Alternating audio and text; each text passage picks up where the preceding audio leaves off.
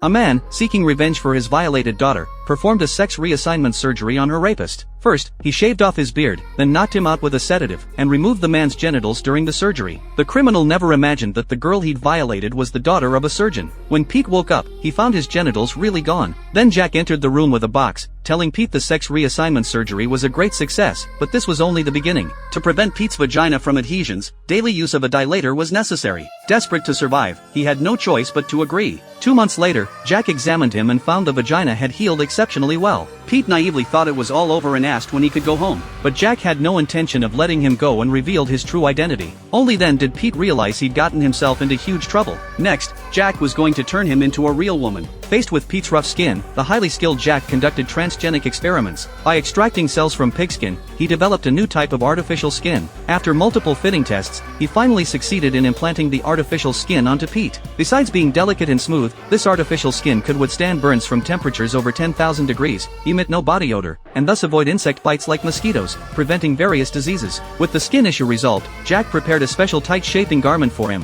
which not only protected his skin but also gradually feminized his posture. Humiliated, Pete plotted to escape. Taking advantage of Jack helping him straighten his clothes, he managed to attack Jack, then grabbed the keys and fled the room. But soon he realized it was useless. The front door was fitted with a remote-controlled lock. Jack pressed the remote, and the door locked tight immediately. Watching Jack approach slowly, Pete threatened Jack to let him go. Seeing Pete lying motionless on the ground, he immediately carried Pete to the operating room for emergency treatment. After all, he was a top doctor, and soon saved Pete's life. A month later, Jack removed the facial protector. Pete was stunned to see that he now looked more beautiful than a woman. Jack named him Vera and laid out different beautiful dresses for him every day. But Pete would tear the dresses to shreds, venting his resentment and hatred toward Jack.